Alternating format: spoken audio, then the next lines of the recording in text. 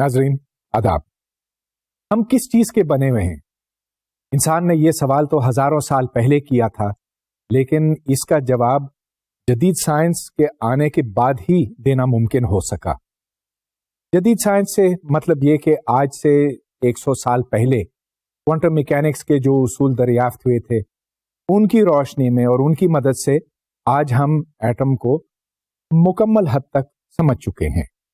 اس کے بارے میں پیشن گوئیاں کر سکتے ہیں، اس کے بارے میں ہم تجربات کر سکتے ہیں، اور پیشن گوئیوں اور تجربات کو ساتھ ملا کر یہ جان سکتے ہیں کہ ہماری سوچ ایٹم کے بارے میں کہاں تک درست ہے.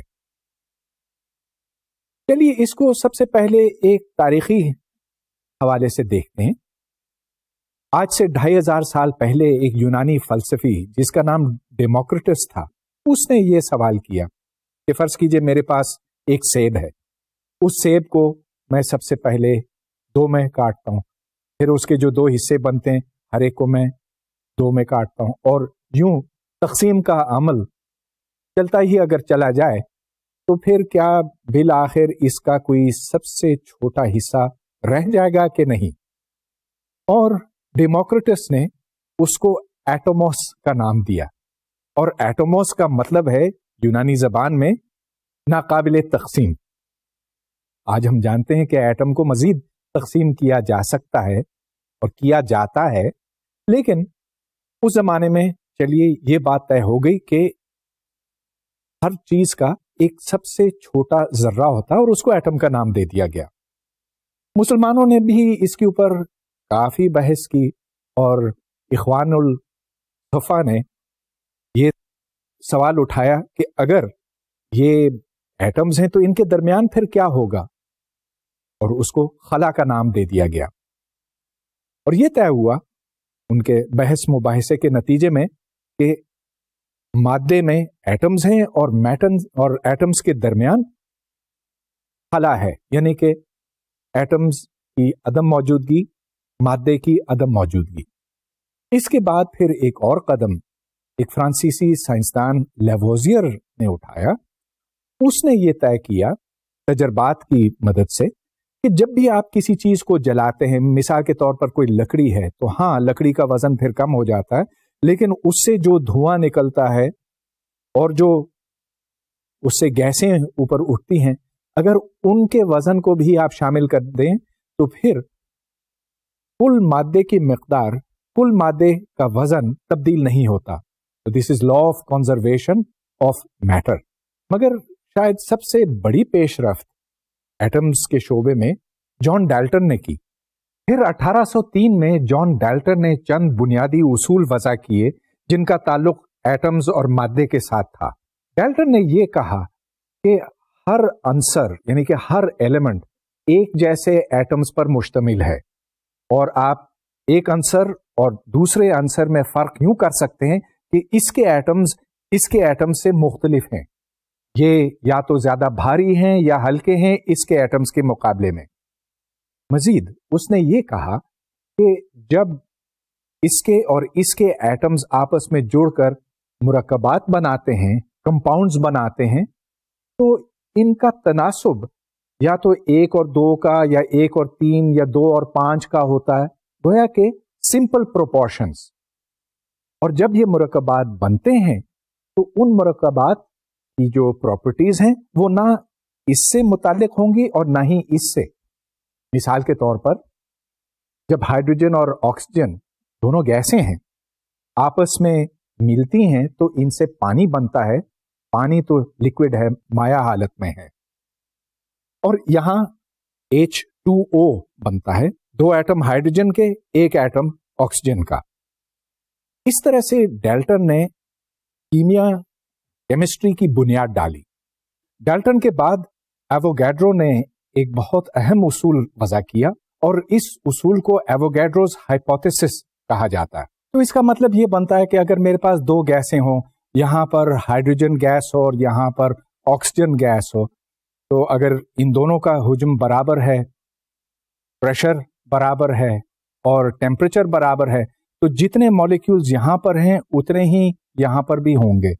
بات یوں بھی سمجھ میں آتی ہے کہ پریشر آخر کس وجہ سے پیدا ہوتا؟ کہ مالیکولز ٹکراتے ہیں دیواروں کے ساتھ، جا کر باؤنس کرتے ہیں اور واپس آتے ہیں تو مومنٹم ٹرانسفر ہوتا. اور جیسا کہ آپ نے ہیٹ کے ایک لیکچر میں دیکھا تھا، P V is equal to N K T, pressure into volume is equal to the number of atoms اور molecules into the constant K into the temperature T. تو ظاہر ہے کہ اگر ان دونوں کے لیے پی اور وی اور ٹی برابر ہوں تو ظاہر ہے کہ اس میں اور اس میں n کی تعداد بھی برابر ہوگی، جتنے مالیکولز یہاں ہیں اتنے یہاں ہیں. اب فرض کیجئے کہ یہاں پر ہائیڈروجن گیس ہے H گیس، اور یہاں پر ہائیڈروجن مالیکولز کی گیس ہے. اب یہ دیکھا گیا کہ 1 کلو گرام ہائیڈروجن گیس میں ایووگیڈروز نمبر آف مالیکولز ہے جس کی تعداد ہے 6 times 10 to the power 26 molecules. تو یہاں ہائیڈروجن ایٹمز کی گیس ہے، یہاں پر ہائیڈروجن مالیکولز کی گیس ہے. ہائیڈروجن مالیکول از H2، تو یہاں پر ماس ڈبل ہوگا. اور اگر یہاں پر آکسیجن ہو تو ماس 16 گنا زیادہ ہوگا، کیونکہ آکسیجن ہائیڈروجن کے مقابلے میں کوئی 16 گنا زیادہ بھاری ہے. چلیے، یہ ایک بنیادی اصول ہے، اس کو اب ہم استعمال کریں گے یہ جاننے کے لیے کہ ایٹمز کتنے بڑے ہوتے ہیں، ان کا سائز کتنا ہوتا ہے. فرض کیجئے کہ ہم کوئی سالڈ لیتے اور اس سالڈ میں ایٹمز کو اگر ہم چھوٹے چھوٹے یوں گولے تصور کریں، گولیاں تصور کریں، تو ان گولیوں کو ہم ساتھ ساتھ رکھ سکتے ہیں. اگر ہر گولی کا ڈائمیٹر 2r ہو، ریڈیس r ریڈیس ہے، تو پھر ہم کتنے ایٹمز رکھ سکتے ہیں 1 میٹر میں؟ ظاہر ہے کہ 1/2r. چنانچہ اگر ہم ایک کیوب بناتے ہیں، اس کیوب کا والیوم ہے 1 metre by 1 metre by 1 metre, تو اس میں ایٹمز کی تعداد ہوگی 1 ڈیوائڈیڈ بائی 2r کیوب. دوسری طرف ہم یہ دیکھتے ہیں کہ اگر ڈینسٹی رو ہو اور ایٹامک ویٹ a ہو تو ہر ایٹم کا والیوم بنتا ہے a ڈیوائڈیڈ بائی رو. یہ بات تو بالکل واضح ہے نا، اس واسطے کہ رو یعنی کہ کثافت، density is mass per unit volume. اس پورے ایلیمنٹ کا اگر آپ 1 میٹر لیں تو اس کا وزن رو ہوگا. اے ایٹامک ویٹ ہے، جس کا مطلب یہ کہ ہر ایٹم کا وزن اے ہے. چنانچہ ہر ایٹم کا والیوم بنتا ہے اے ڈیوائڈیڈ بائی رو. اب یہ دیکھیں کہ total number of atoms 1/2r cubed into a over rho بنتا ہے، اور یہ تعداد ایووگیڈروز نمبر کے برابر ہونا چاہیے، یعنی کہ 6 ٹائمز 10 ٹو دا پاور 26. تو اس ایکویژن کو اگر آپ حل کریں r کے واسطے تو r کے لیے ایک بہت سادہ جواب نکلتا ہے. r is equal to half atomic weight a divided by density rho into Avogadro's number n0 to the power 1/3. اب یہاں پر آپ a کی کوئی سی قیمت لگائیں، کوئی ڈینسٹی لگائیں، ایووگیڈروز نمبر اس میں ڈالیں، تو جو r کی قیمت نکلتی ہے وہ لگ بھگ 10 ٹو دا مائنس 10 میٹرز کے برابر ہے، یعنی کہ 10 to the minus 8 centimetres یا 1 اینگسٹروم کے لگ بھگ. اب دیکھیے یہاں پر میں نے کوئی مختلف کیلکولیشن نہیں کر کے دکھائی بیریلیم اور بورون اور کاربن اور دیگر ایلیمنٹس کے واسطے، لیکن اگر آپ یہ کاغذ پینسل لے کر کیلکولیشن کریں، ڈینسٹیز ڈالیں وغیرہ، تو آپ یہ دیکھیں گے کہ ایک اور دوسرے ایٹم میں سائز کا کوئی اتنا زیادہ فرق نہیں ہے. ہاں فرق ہوگا، جو سب سے بھاری ایٹم ہوتے ہیں وہ شاید 2 یا 3 گنا زیادہ بڑے ہوں بنسبت چھوٹے ایٹموں کے، مگر پھر بھی یہ کوئی 10 یا 100 کا فرق تو نہیں ہے. 1 یا 2 یا 3 کا زیادہ سے زیادہ فرق ہو سکتا، اور اس کی وجہ یہ ہے کہ یہاں پر ریڈیس کا ڈیپینڈنس کیوب روٹ کے حساب سے ہے. So r is proportional to what is in the brackets to the power 1/3. گویا کہ تمام ایٹمز لگ بھگ ایک ہی سائز کے ہیں. چلیے یہ بات بہت اچھی ہے، طے ہو گیا کہ atom 10 to the minus 8 centimetres کے لگ بھگ ہیں. ہاں اس سے 2-3 گنا زیادہ بھی ہو سکتے ہیں، مگر ایٹم کی ساخت کیا ہے، اس کے اندر کیا کچھ ہے؟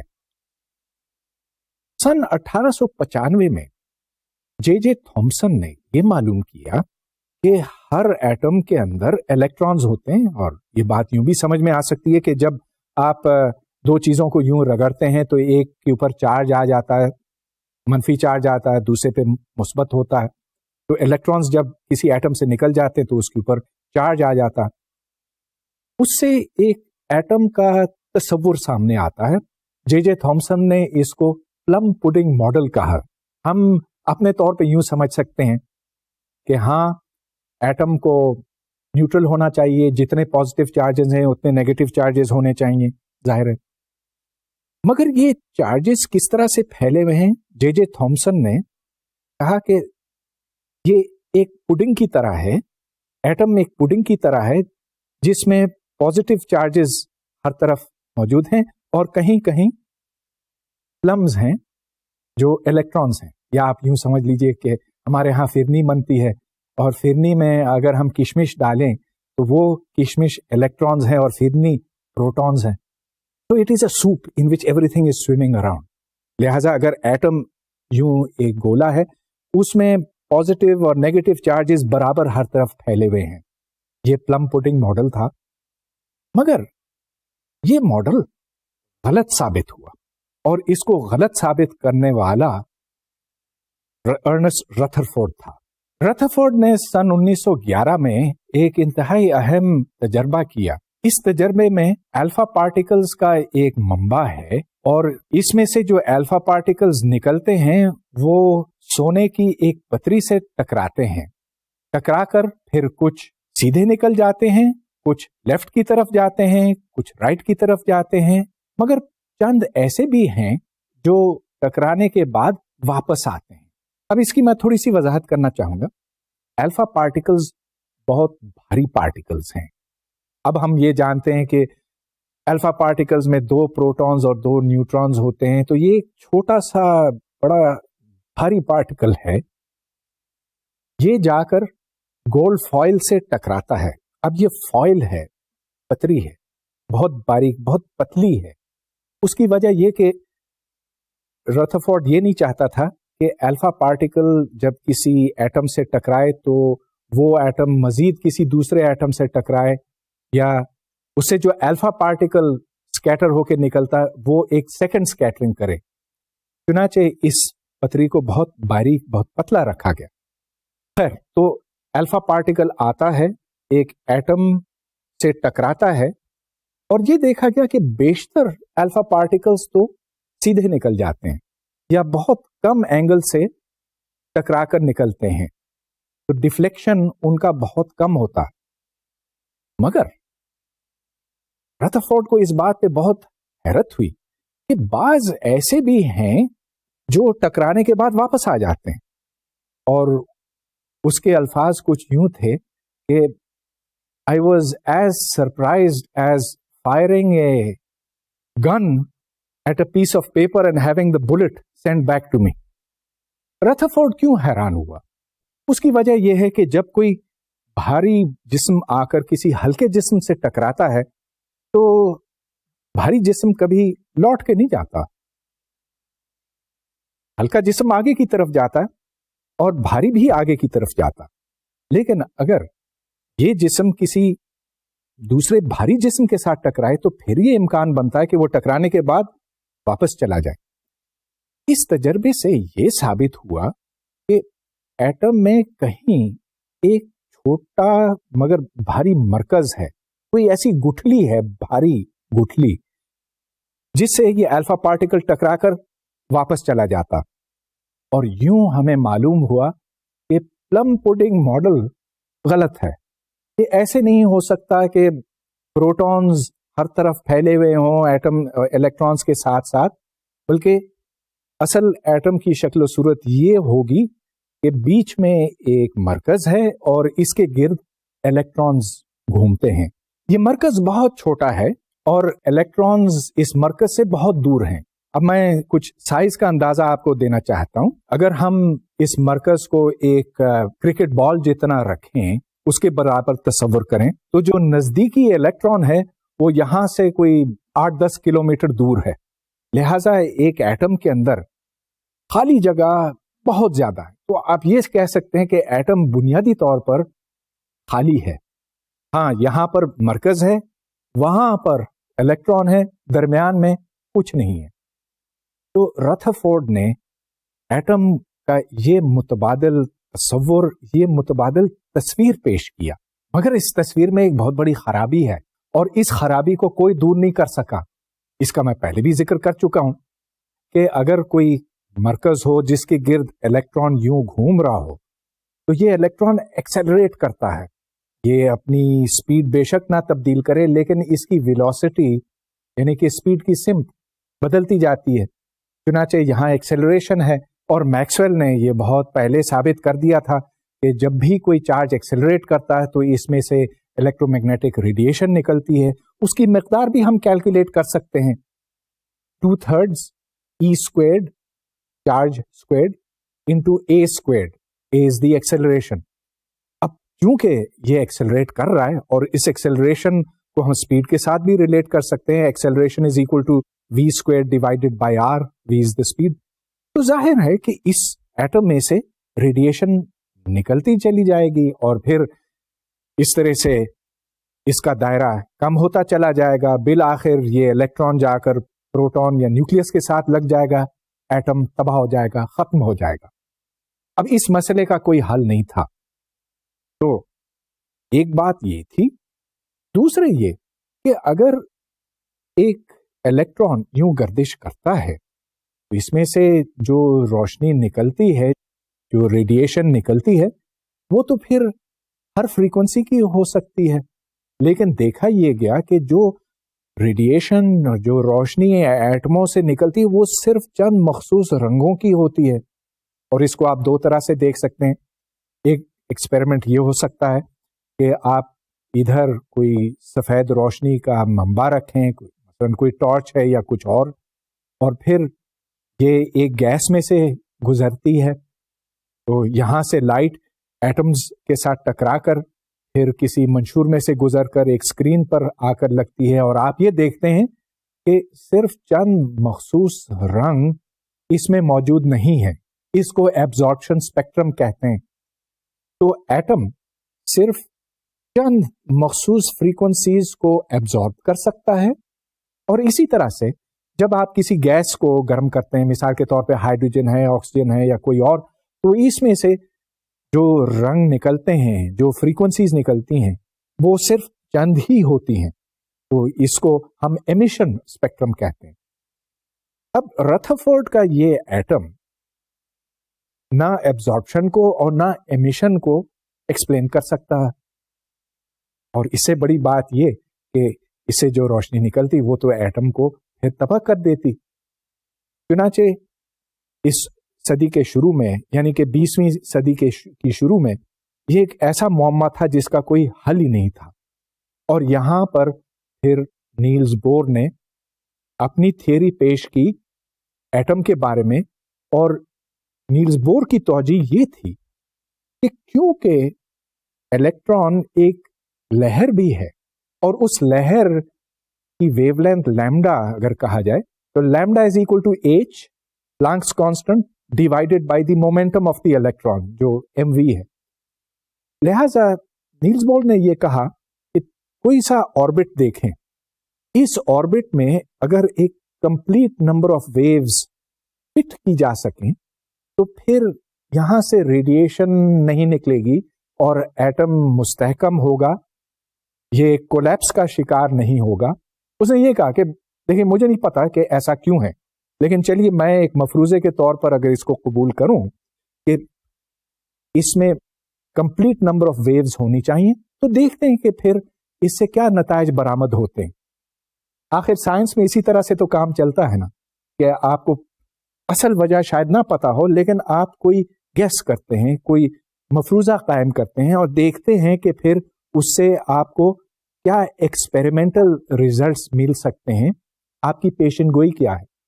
تو یہ بہت معقول طریقہ تھا نیلز بور کی لاجک کو. چلیے اب ہم آگے بڑھاتے ہیں. تو یہاں پر آپ دیکھ رہے ہیں کہ n=2, n=3 اور n=5 کی ویوز کو کس طرح سے فٹ کیا گیا. ادھر n=1 لکھا ہوا تو نہیں ہے لیکن n=1 کا مطلب یہ ہے کہ एक कंटिन्यूअस सर्कल। n=2 में आप देख रहे हैं कि दो पैटर्न्स बन रहे हैं, n=2, n=3 और n=5 की यहाँ पर तस्वीरें आपके सामने मौजूद हैं। इन सब में एक बात मुश्तरक है कि ये क्लोज्ड कर्व है। अगर वेवलेंथ बिल्कुल सही ना हो, जरा इधर या उधर हो, तो फिर इंटरफेरेंस के सबब ये वेव खत्म हो जाती है। चुनाचे यहाँ पर सिर्फ n=1, 2, 3, 4 वगैरह की गुंजाइश है। अब बोर ने ये कहा कि n=1, n=2, 3, 4 का मतलब ये बनता है कि ये इलेक्ट्रॉन्स की मुमकिना स्टेट्स हैं। अगर n=1 में इलेक्ट्रॉन है तो इसकी एनर्जी इतनी होगी, n=2 में है तो इतनी होगी, 3 होगी तो इतनी वगैरह। और दूसरी ये कि जब इलेक्ट्रॉन एक स्टेट में है तो वो किसी दूसरे स्टेट में जा सकता है जो इन्हीं में से हो, तो ये n=3 से 4 तक जा सकता है या 4 से 3 में आ सकता है, मगर दरमियान में कोई और स्टेट नहीं है। गोया कि the energies are quantized and transitions between states can only happen when they go from one state to another. जिसका मतलब ये कि आप दरमियान में कहीं नहीं जा सकते। आपको या तो n=4 से n=6 तक जाना होगा या 6 से 3 तक जाना होगा। 2.5 का कोई मतलब नहीं बनता। बोहर ने रेडिएशन के हवाले से यह कहा कि जब कोई एटम एनर्जी एब्जॉर्ब करता है, लाइट एब्जॉर्ब करता है, तो उसका मतलब ये होता कि उस पर जब लाइट पड़ती है, कोई फोटोन आकर उससे टकराता है, तो फिर वो निचले स्टेट से ऊपर वाले स्टेट में चला जाता है, और जो एब्जॉर्ब्ड फोटोन होगा या एब्जॉर्ब्ड क्वांटम ऑफ लाइट होगा, उसकी एनर्जी ठीक इन दो स्टेट्स में डिफरेंस के बराबर है। इसी तरह से अगर इस एटम में से रोशनी निकलती है तो वो सिर्फ इसी सबब निकलती है कि ऊपर से किसी स्टेट से निचले किसी स्टेट में जाना होता है। तो ये स्टेट्स इलेक्ट्रॉन के स्टेट्स हैं। इलेक्ट्रॉन n=1, 2, 3, 4 वगैरह में हो सकता है। अब चलिए हम इसको ज्यादा तफसील से देखते हैं। ये याद रहे कि डी ब्रोगलीज हाइपोथेसिस के बकौल lambda h/p, p is the momentum और p mv के बराबर है। चुनाचे यहां पर p h/लैम्डा और इधर से h/2πr divided by n। Momentum की मिकदार बनती है n इंटू h बार, और याद रहे कि h बार h/2π है। चुनाचे जब हम r इंटू p का प्रोडक्ट बनाते हैं तो r को दूसरी साइड पे ले जाइए, r into p is equal to n into h बार। अब r इंटू p क्या होता? This is the angular momentum. आपको याद होगा कि जब हमने एंगुलर मोमेंटम की बात की थी तो वहां डिफाइन किया है एंगुलर मोमेंटम को एज r क्रॉस p। अब अगर r यूं है और p उसके परपेंडिकुलर है तो r cross p product of r into p बनता है, क्योंकि इनके दरमियान जो एंगल है वो राइट एंगल है। Sign of 90 is equal to 1। यहां से हमें पता चलता है कि angular momentum of the electron is quantized. Quantize से मतलब ये कि इसकी सिर्फ चंद मखसूस वैल्यूज मुमकिन है। अब चूंकि n 1 हो सकता है, और 1 का मतलब ये कि एक सर्कल है, 2 का मतलब है कि यूं है। वो सारी तस्वीरें आपने थोड़ी देर पहले देखी। तो एंगुलर मोमेंटम की वैल्यूज या तो h बार हो सकती हैं, या 2h बार, या 3h बार, 4h बार। कहीं 1.3h बार का होना मुमकिन नहीं है। तो this is called the quantization of angular momentum. हाँ, एक और बात आप जहन में रखें, और इसका मैं फिर बाद में भी जिक्र करूंगा, कि यहां पर n=0 मुमकिन नहीं है। ये सिलसिला जो है वो n=1 से शुरू होता, लिहाजा यहां पर कम से कम एंगुलर मोमेंटम इस इलेक्ट्रॉन का h बार के बराबर है। अच्छा, अब ये देखते हैं कि ये एटम किस तरह से इक्विलिब्रियम में रह सकता है। इलेक्ट्रॉन के ऊपर दो कुव्वतें अमल करती हैं।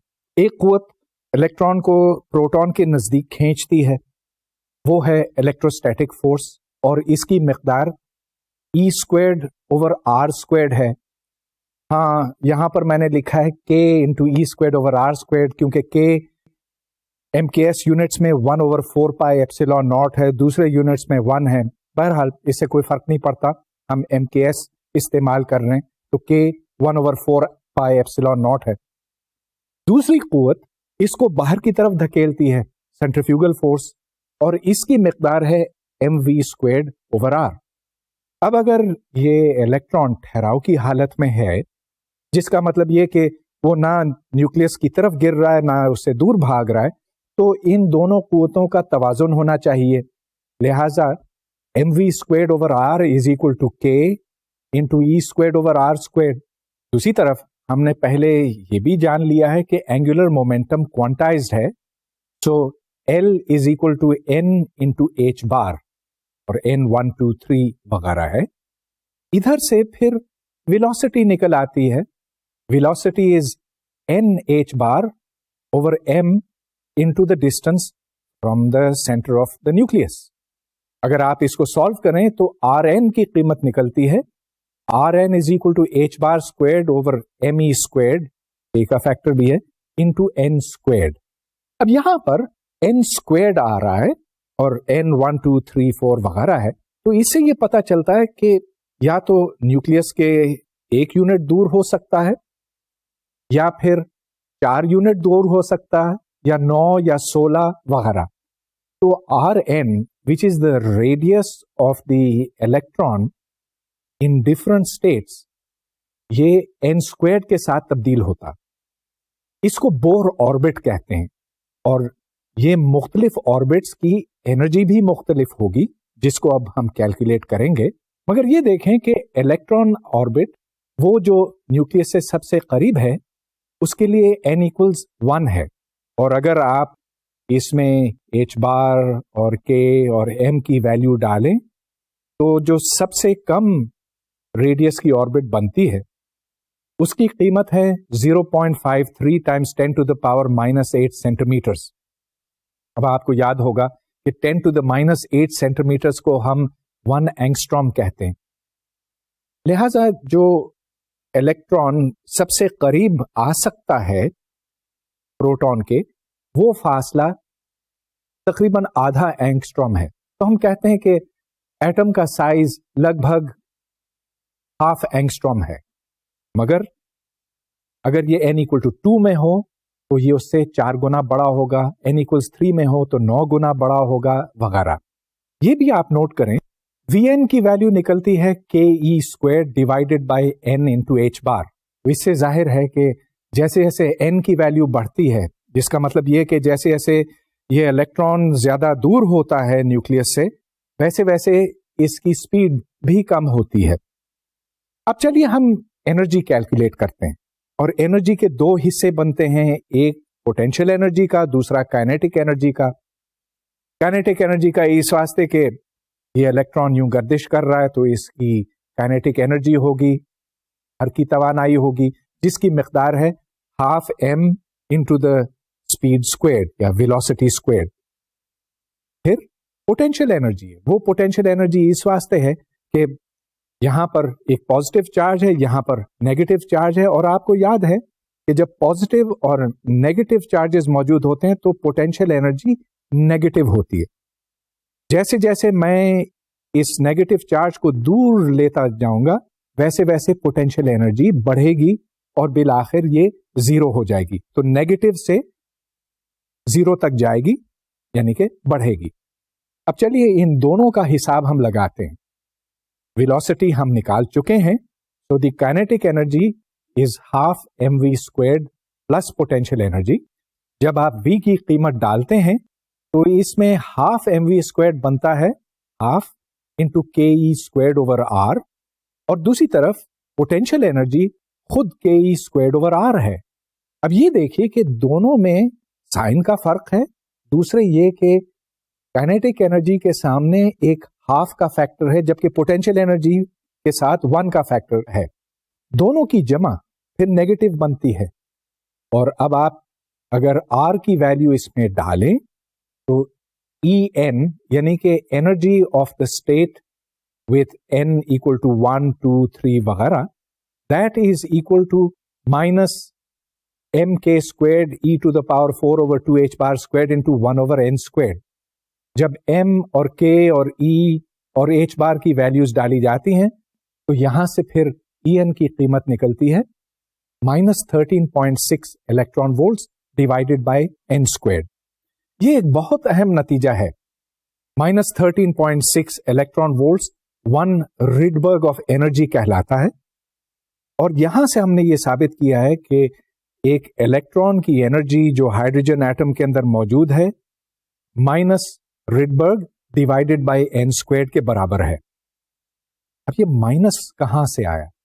اب میں پھر اس بات پر لوٹتا ہوں کہ جب ایک پازیٹو چارج ہوتا ہے اور ایک نیگیٹو چارج ہوتا ہے تو ان کے درمیان پوٹینشیل انرجی نیگیٹو ہوتی ہے، جس کا مطلب یہ کہ مجھے اس چارج سے علیحدہ کرنے کے واسطے انرجی خرچ کرنی پڑتی ہے. تو وہ الیکٹران جو ہائیڈروجن ایٹم میں موجود ہے اس کو نکالنے کے واسطے مجھے 13.6 الیکٹران وولٹس دینے کی ضرورت ہوگی اگر وہ n = 1 اسٹیٹ میں ہے. اگر وہ n = 2 اسٹیٹ میں ہے تو مجھے اس سے 4 گنا کم انرجی دینا پڑے گی. اگر n = 3 میں ہے تو پھر 9 گنا کم وغیرہ. یہاں پر کائنیٹک انرجی کم ہے بنسبت پوٹینشیل انرجی کے، اسی واسطے جو ٹوٹل انرجی بنتی ہے وہ نیگیٹو ہے. اس تصویر میں آپ دیکھ رہے ہیں کہ انرجی کو پلاٹ کیا گیا ہے پرنسپل کوانٹم نمبر n کے ساتھ. n = 1 کے لیے انرجی سب سے کم ہے -RH، اس کے بعد -RH/4 -RH/9 وغیرہ. تو یہ مختلف لیولز ہیں ہائیڈروجن ایٹم کے، اور بور نے یہ کہا کہ اب ٹرانزیشنز ہو سکتے ہیں ان مختلف لیولز کے درمیان. تو اگر آپ اس ہائیڈروجن ایٹم کے الیکٹران کو کافی انرجی دیں تو یہ n = 1 سے n = 2 میں جا سکتا ہے. اب کافی انرجی سے مطلب کیا؟ یہ دیکھیں کہ n = 1 کے لیے انرجی -13.6 ہے، n = 2 کے لیے -13.6 ڈیوائڈیڈ بائی 4 ہے. ان دونوں کا ڈفرنس ہے -13.6 × 3/4. اب وہ جتنی بھی رقم بنتی ہے، اگر آپ ٹھیک اتنی انرجی اس الیکٹران کو دیں تو وہ n = 1 سے n = 2 میں جائے گا. مگر یہ انرجی کہاں سے آئے گی؟ یہ انرجی آ سکتی ہے مثال کے طور پر ایک فوٹون سے.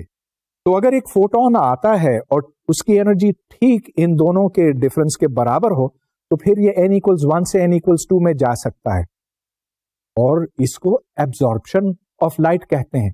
یعنی کہ وہ فوٹون جو ٹھیک اس انرجی کا تھا اس الیکٹران میں جذب ہو گیا اور ایٹم یہاں سے یہاں تک چلا گیا.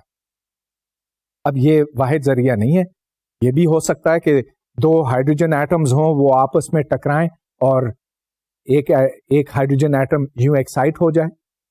مختلف طریقے ہو سکتے ہیں ایکسائٹیشن کے، لیکن سب سے جو عام طریقہ جس کو ہم بہت اچھی طرح سے سمجھتے ہیں وہ لائٹ ایبزارپشن کا ہے. اور اسی طرح سے لائٹ ایمیشن ہو سکتی ہے.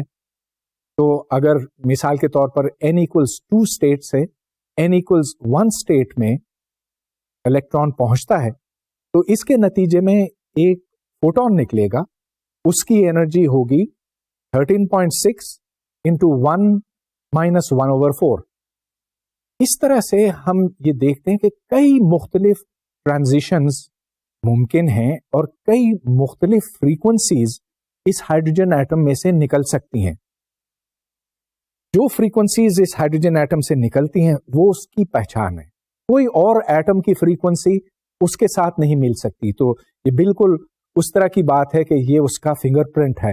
جیسے ایک ناخواندہ شخص جا کر اپنے انگوٹھے کی چھاپ لگاتا ہے کاغذ کے اوپر، اسی طرح ایک ہائیڈروجن ایٹم یا کوئی سا بھی ایٹم اپنی چھاپ پیدا کرتا ہے اسکرین کے اوپر، اسپیکٹروسکوپ کی اسکرین کے اوپر. بور کا یہ ماڈل بہت کامیاب ہوا. ہائیڈروجن کی جتنی بھی لائنز ہیں स्पेक्ट्रल लाइंस, वो सारी की सारी समझी जा सकती हैं इस इंतहाई सिंपल मॉडल की मदद से। और ताज्जुब की बात यह है कि इसके पीछे असल में महज एक मफरूजा है। मफरूजा क्या है कि there should be a complete number of waves. एक वेव हो सकती है 2, 3, 4 वगैरह, मगर ये कोई तसल्ली बख्श बात नहीं है। ऐसा क्यों हो? बोर ने तो ये महज एक मफरूजे के तौर पर पेश किया था। उसने ये नहीं कहा कि इसके बाद कोई फिजिक्स नहीं होगी, कि ये हमारी मुकम्मल समझ है। ताज्जुब की बात यह है कि जब क्वांटम मैकेनिक्स ईजाद हुई तो उससे ऐन वही नताइज निकले जो बोहर मॉडल से निकले, लेकिन उसके अलावा भी बहुत सी बातें हमें पता चली जो बोहर के मॉडल से नहीं पता चल सकती। अब मैं यहां पर क्वांटम मैकेनिक्स तो आपके वास्ते डेवलप कर नहीं सकता, क्योंकि उसके लिए हमें कई लेक्चर्स की जरूरत है, मगर उसका लुबे लुबाब यह है कि जब वेव फंक्शन के लिए श्रोडिंगर इक्वेशन सॉल्व की जाती है तो उसके नतीजे में हमें तमाम एनर्जी लेवल्स मिलते हैं, हाइड्रोजन एटम के और दीगर एटम्स के भी, और जो एनर्जीज हैं वह ऐन वही हैं जो बोर ने प्रिडिक्ट किए थे। अब इसके अलावा हमें और बातें भी पता चलती हैं, उनकी तरफ मैं आना चाहता हूं। ये देखें कि बोर एटम में सिर्फ एक क्वांटम नंबर है n, जिसकी कीमत 1, 2, 3 वगैरह हो सकती है। n = 0 की मुमानियत है, लेकिन जब हम इसको क्वांटम मैकेनिक्स से हल करते हैं, मतलब ये कि hydrogen atom is solve quantum mechanically, तो हमें और चीजों का पता चलता है। यहां पर आप ये देखें कि प्रिंसिपल क्वांटम नंबर 1, 2, 3 वगैरह हो सकता है, लेकिन ऑर्बिटल एंगुलर मोमेंटम जिसको L कहते हैं, उसकी कीमत 0, 1, 2, 3 और n-1 तक हो सकती है। यहां एक बड़ा फर्क आता है। ये देखें कि n = 1 के लिए मैक्सिमम वैल्यू ऑफ L = 0। अब ऐसे लगता है कि इस बात से बोर मॉडल की तो बिल्कुल नफी हो गई, क्योंकि याद रहे कि हमने बोर मॉडल इस तरह से सॉल्व किया था कि एक इलेक्ट्रॉन घूमता है, घूमने के नतीजे में सेंट्रीफ्यूगल फोर्स पैदा होती है, वो सेंट्रीफ्यूगल फोर्स फिर अट्रैक्शन को बैलेंस करती है, और अगर ये ना घूमे तो फिर कोई सेंट्रीफ्यूगल फोर्स नहीं होगी, फिर एटम को कोलैप्स कर जाना चाहिए। अब ये देखें कि n = 1 क्वांटम मैकेनिक्स में भी अलाउड है, लेकिन n = 1 के साथ L = 0 अलाउड है। अब ये कैसे हो सकता? यहां पर अनसर्टेनिटी प्रिंसिपल की बात आती है। पिछले लेक्चर में मैंने इसका मुख्तसरन जिक्र किया था कि delta x into delta p is approximately Planck's constant h बार। अब यह है कि एक एटम में न्यूक्लियस है, न्यूक्लियस से इलेक्ट्रॉन डिस्टेंस r पे है। ये उसकी अनसर्टेनिटी अगर हम तस्वुर करें इस डिस्टेंस r को, तो इसमें अनसर्टेनिटी इन मोमेंटम आती है। Delta p into a is approximately h bar Planck's constant, तो यहां से फिर delta p is h bar divided by a। अब क्योंकि a 0 नहीं है, अगर a 0 हो जाए तो फिर देखिए क्या होता, फिर डेल्टा p इन्फिनिट हो जाता। अगर डेल्टा p इन्फिनिट हो जाता तो इससे फिर delta p² divided by 2pm भी इन्फिनिट हो जाएगा, जिसका मतलब ये कि काइनेटिक एनर्जी बहुत ज्यादा बढ़ जाएगी। चुनाचे हाइड्रोजन एटम को कोलैप्स होने से अनसर्टेनिटी प्रिंसिपल रोकता है। अब सोचिए कि कितनी दिलचस्प बात बनी कि वैसे तो कोई इसमें सेंट्रीफ्यूगल फोर्स है नहीं, लेकिन अनसर्टेनिटी प्रिंसिपल जरूर है। और मैं फिर इस बात को दोहराता हूं कि अगर प्रोटॉन और इलेक्ट्रॉन के दरमियान फासला 0 हो जाए, यानी कि अगर एटम कोलैप्स हो जाए, तो फिर काइनेटिक एनर्जी उस इलेक्ट्रॉन की इन्फिनिट हो जाएगी। और ऐसा क्योंकि मुमकिन नहीं, इस वास्ते हाइड्रोजन एटम स्टेबल रहता है। एक और क्वांटम नंबर है जो मैग्नेटिक क्वांटम नंबर ml کہلاتا ہے. ml کی قیمتیں ہیں -L سے +L تک. تو اگر L کی قیمت 2 ہے تو ml -2, -1, 0, 1 اور 2 ہو سکتا ہے. اب یہ L اور ml کیا ہیں؟ L ایک ویکٹر ہے جو یوں گھومتا ہے اور اس کی length square root of L into L+1 into H بار ہے. اور اس L یعنی کہ جو square root of L into L+1 ہے اس میں قیمتیں 0, 1, 2, 3 وغیرہ ہو سکتی ہیں. ml اس کا پروجیکشن ہے along the z axis اور یہ -L سے +L تک ہو سکتا ہے. اس کو میگنیٹک کوانٹم نمبر اس واسطے کہتے ہیں کہ اگر ایک میگنیٹک فیلڈ اپلائی کی جائے تو یہ جو مختلف اسٹیٹس ہیں ان کی انرجیز علیحدہ علیحدہ ہو جائیں گی. اس کے علاوہ ایک اور بات بھی ہے کہ ہر الیکٹران کا اسپن ہوتا ہے. الیکٹران کو آپ ایک لٹو تصور کریں جو گھومتا ہے اس طرح سے یا اس طرح سے. دو ہی ممکنہ اسپن ڈائریکشنز ہیں, یا اوپر یا نیچے. تو الیکٹران بھی ایک چھوٹا سا میگنیٹ ہوتا ہے. چنانچہ ایک الیکٹران جو ہائیڈروجن ایٹم کے گرد گھومتا ہے اس کے کئی کوانٹم نمبرز ہیں. n جو پرنسپل کوانٹم نمبر ہے اور جس کی قیمتیں 1, 2, 3, 4 وغیرہ ہیں. L جو principal angular momentum quantum number کہلاتا ہے, اس کی قیمتیں 0, 1, 2, 3 up till n-1 ہے. ml جو میگنیٹک کوانٹم نمبر ہے یہ جاتا ہے -L سے +L تک, اور پھر ms جو الیکٹران کا اسپن کوانٹم نمبر ہے. اب میں مانتا ہوں کہ یہ ساری باتیں میں نے پروو یہاں پر نہیں کی, اور یہ تب ہی پروو ہو سکتی ہیں اگر آپ شروڈنگر ایکویشن سالو کریں, جس کے لیے ہمیں کوانٹم میکینکس کی ضرورت ہے. اس کے لیے میں معذرت چاہتا ہوں, مگر چلیے شروڈنگر ایکویشن سالو کیے بغیر بھی ہم اس کے نتائج کے اوپر غور کر سکتے ہیں. پہلی بات یہ کہ جب آپ شروڈنگر ایکویشن سالو کرتے ہیں تو وہاں سے ویو فنکشن نکلتا ہے, اور اس ویو فنکشن کے دو حصے ہیں. ایک حصہ جس کا تعلق صرف ڈسٹینس فرام دا سینٹر سے ہے اور جو ریڈیل ویو فنکشن کہلاتا ہے. اس گراف میں آپ ریڈیل ویو فنکشن کی ایک تصویر دیکھ رہے ہیں, بلکہ ویو فنکشن نہیں, اس کے اسکوائر کی تصویر دیکھ رہے ہیں. اور یہاں پر نظر آتا ہے کہ probability of finding an electron at distance r, us probability کی سب سے زیادہ ویلیو a0 پر ہے. تو جیسا کہ میں نے آپ کو پہلے بتایا, ہماری تصویر اب ہائیڈروجن ایٹم کے بارے میں بالکل مختلف ہے. جب یہ سیمیٹریکل اسٹیٹ میں ہے, مطلب یہ کہ L = 0 یا S اسٹیٹ میں ہے, تو الیکٹران کا ایک دھواں اس نیوکلیس کے گرد یا پروٹون کے گرد یوں پھیلا ہوا ہے, اور یہ ہر طرف برابر ہے, اسفیرکلی سیمیٹرک ہے. اس دھوئیں کی سب سے زیادہ انٹینسٹی یا اس کی ڈینسٹی سب سے زیادہ A0 پر ہے. جیسے جیسے آپ ایٹم سے دور ہوتے جاتے ہیں ویسے ویسے پروبیبلٹی کم ہوتی جاتی ہے. تو اگر آپ یہ سوال کریں کہ کیا یہاں پر ایک الیکٹران کے ہونے کی پروبیبلٹی ہے کہ نہیں, اس کا جواب ہے کہ ہاں ہے, مگر بہت کم ہے. تو یہ ہمارے کلاسیکل تصورات سے بالکل مختلف بات ہے. کلاسیکل تصورات میں تو یہ ہوتا ہے کہ ایک الیکٹران صرف ایک مخصوص دائرے میں گھومتا ہے. اب ہم یہ کہہ رہے ہیں کہ یہ ایک دھوئیں کی طرح ہے اور دھواں ہر طرف پھیلا ہوا ہے, لیکن جہاں یہ زیادہ ڈینس ہے, زیادہ گھنا ہے, وہاں پر الیکٹران کے ہونے کی پروبیبلٹی زیادہ ہے.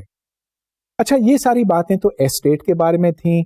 اسی طرح ہم L = 1 اور L = 2 اور L = 3 اسٹیٹس کی بات کر سکتے ہیں. یہ زیادہ کمپلیکیٹڈ ہیں. L = 1 اسٹیٹ جو P اسٹیٹ بھی کہلاتا ہے, اس میں 3 مختلف ایکسیز پہ میکسیما ہیں, اور D اسٹیٹ اس سے زیادہ کمپلیکیٹڈ ہے. یہ ساری باتیں ہائیڈروجن ایٹم کے واسطے تھیں. ہائیڈروجن ایٹم سب سے سادہ ایٹم ہے, اس میں صرف ایک ہی الیکٹران ہے جو اس نیوکلیس کے گرد گھومتا ہے. لیکن جب ایک سے زیادہ الیکٹرانز ہوتے ہیں تو پھر ایک نئی بات سامنے آتی ہے. میں نے اپنے پچھلے لیکچر میں اس کا ذکر کیا تھا کہ الیکٹران فرمیون ہے، جس کا مطلب یہ کہ اگر دو الیکٹرانز ہوں اور اگر ہم ان کو یوں ایکسچینج کریں تو ویو فنکشن اپنا سائن تبدیل کرتا ہے.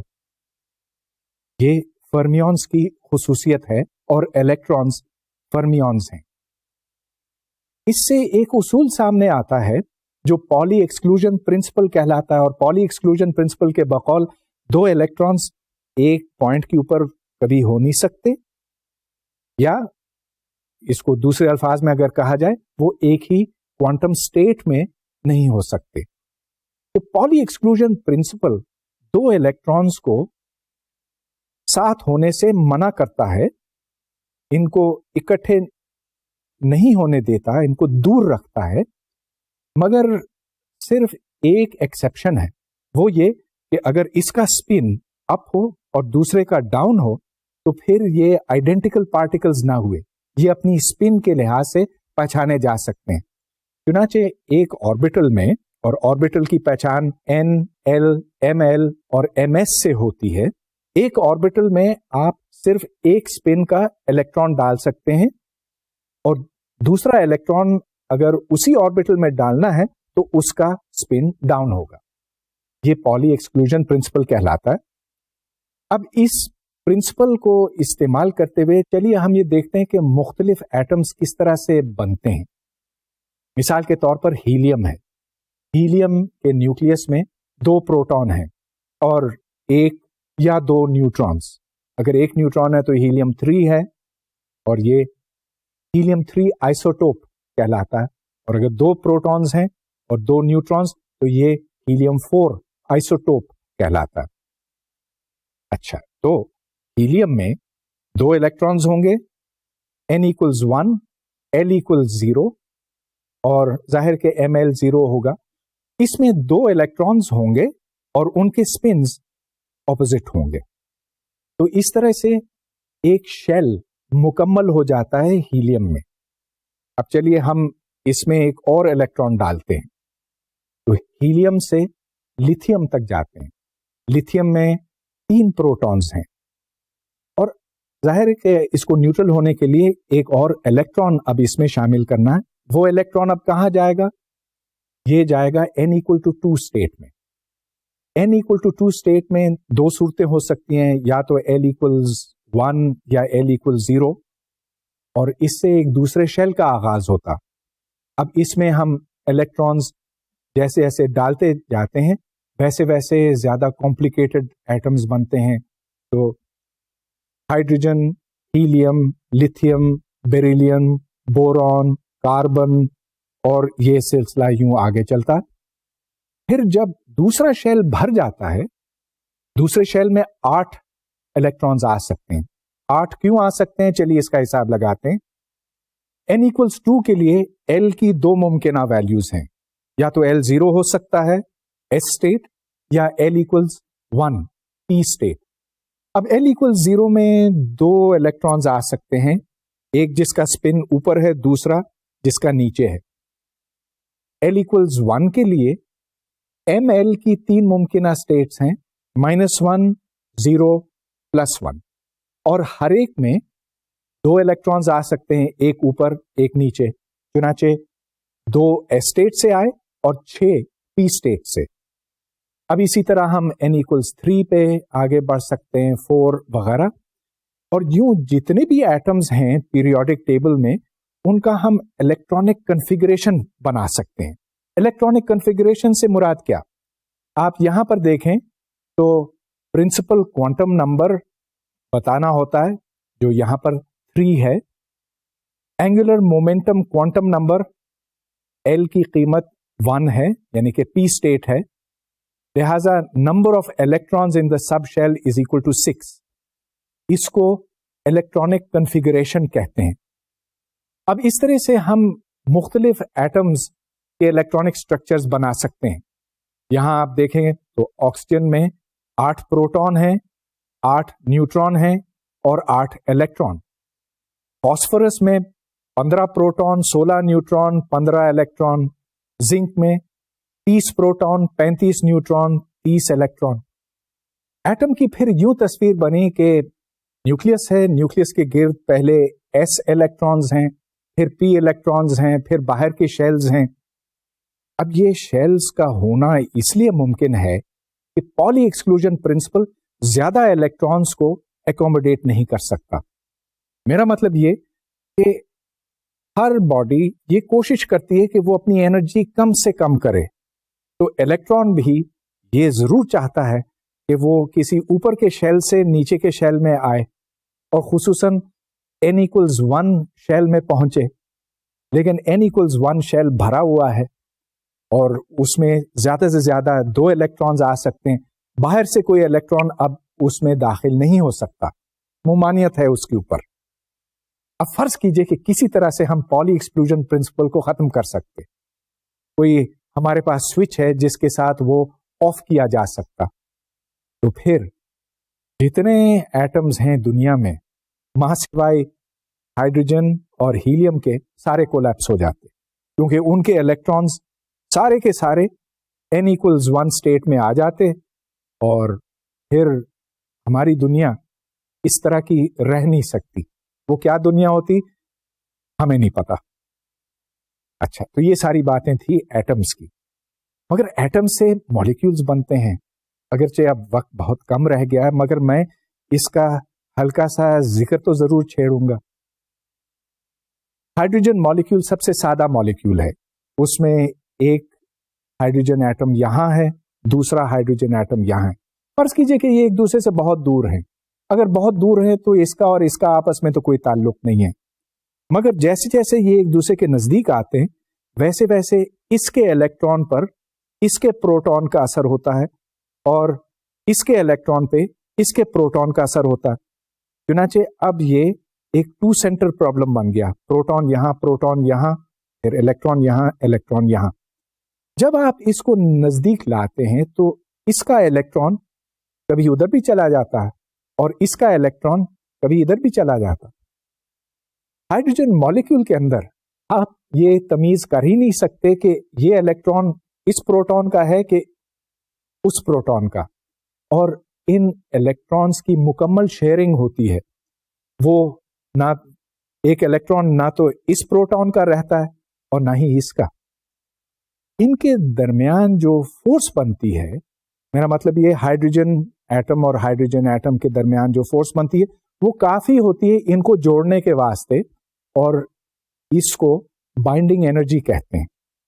अगर आप 2 हाइड्रोजन एटम्स को अलहदा करना चाहें एक हाइड्रोजन मॉलिक्यूल से, तो आपको काफी एनर्जी सर्व करनी पड़ती है। बड़ी दिलचस्प बातें हैं मॉलिक्यूल्स के बारे में, जो अगर फुर्सत होती तो मैं आपको जरूर बताता। एक बात तो ये है कि ये 2 हाइड्रोजन एटम्स यूं इर्ताश कर सकते हैं, वाइब्रेट कर सकते हैं, और इनकी वाइब्रेशन की एनर्जीज सिर्फ चंद मखसूस एनर्जीज हो सकती हैं जिनको वाइब्रेशनल स्टेट्स कहते हैं। ये सारी बातें क्वांटम मैकेनिक्स से आती हैं। आपको याद होगा कि जब मैंने क्वांटम मैकेनिक्स का तारुफ किया था पिछले लेक्चर में, तो उधर मैंने ये कहा कि एनर्जी लेवल्स क्वांटाइज्ड होते हैं कि उनकी ये वैल्यूज हो सकती हैं, दरमियान की वैल्यूज नहीं हो सकती हैं। और यही बात अब मॉलिक्यूलर वाइब्रेशंस के ऊपर सादिक आती है कि जब ये वाइब्रेट करते हैं तो इनकी सिर्फ चंद वाइब्रेशनल स्टेट्स, चंद वाइब्रेशनल एनर्जीज ही हो सकती हैं। इसके अलावा एक और दिलचस्प बात ये कि ये मॉलिक्यूल यूं रोटेट कर सकता है और इसकी रोटेशन भी क्वांटाइज्ड होती है। अब ये देखें कि एक लट्टू किसी भी एंगुलर मोमेंटम के साथ घूम सकता है। उसको आप तेज घुमा सकते हैं, आहिस्ता घुमा सकते हैं, ये आपकी मर्जी के ऊपर, ये इस पे मुनहसर है कि आपने अपनी डोरी के साथ इसको तेज घुमाया या आहिस्ता घुमाया। मगर एक हाइड्रोजन मॉलिक्यूल के साथ आप ये खेल नहीं खेल सकते। हाइड्रोजन मॉलिक्यूल या तो L=0 स्टेट में होगा, या 1 स्टेट, या 2 स्टेट, 3 स्टेट, यानी कि 0h बार, 1h बार, 2h बार वगैरह। तो इसकी रोटेशंस भी क्वांटाइज्ड हैं। लिहाजा एक हाइड्रोजन मॉलिक्यूल में कई मुख्तलिफ चीजें आती हैं। वो वाइब्रेट करता है, रोटेट करता है, اس کے الیکٹرانز ایکسائٹ ہو سکتے ہیں، ڈی ایکسائٹ ہو سکتے ہیں، اور یہ ایک بالکل نیا اور ایک مکمل سبجیکٹ ہے مولیکولر فزکس کا، جو اس لیکچر سیریز میں چھیڑ بھی نہیں سکوں گا. اس کے لیے پھر آپ کو فزکس مزید پڑھنی پڑے گی، خصوصاً کوانٹم میکینکس پڑھنی پڑے گی. اس کے ساتھ آج کا